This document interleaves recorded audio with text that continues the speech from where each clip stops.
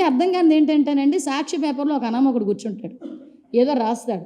వాడి ఫీలింగ్ ఎలా ఉంటుందో, అతని ఫీలింగ్ ఎలా ఉంటుందంటే ఇది ప్రపంచ స్థాయి ల్యాబొరేటరీలా ఫీల్ అవుతుంటాడు ఆయన. అందులోంచి ఒక కాగితం వస్తే ఆ కాగితం పట్టుకొని అక్కడ రాస్తాడు, ఇక్కడ రాద్ధాంతం చేస్తారు కౌన్సిల్లో. ఆడేదో రాస్తే అది పట్టుకొని వచ్చి చూపిస్తారేంటండి, నాకు అర్థం కాదు.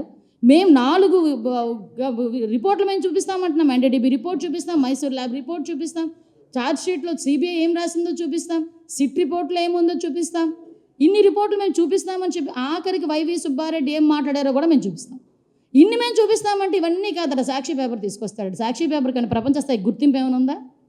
ఇంకో విషయం కూడా చెప్తున్నానండి, ఈ రోజు వరకు హెరిటేజ్ సంస్థ ఎవరికి కూడా సరఫరా చేయకూడదు అనే నిబద్ధత ఏదైతే ఉందో, ఈరోజు వాళ్ళ బుద్ధిని ఏదో అంటారు కదా, పచ్చకామెరలోడికి లోకం అంతా పచ్చగానే కనిపిస్తుందని, సాక్షి పేపర్లో యాడ్లకి, సాక్షి పేపర్ కొనుగోలుకి ప్రభుత్వం నుంచి ఎన్ని కోట్లు, ఎన్ని వందల కోట్లు గవర్నమెంట్ సొమ్ము సాక్షి అకౌంట్లోకి వెళ్ళిందో మీ అందరికీ తెలియదా?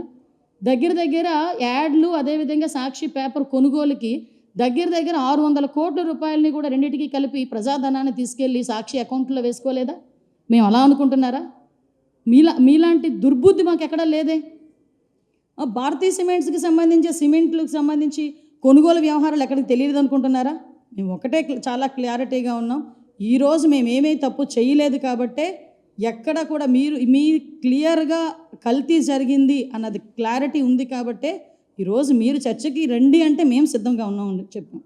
మేము చర్చకి రమ్మని చెప్పింది కూడా మీరే, దానికి మేము సిద్ధంగా ఉన్నామని చెప్తే మళ్ళీ పారిపోతారేంటి?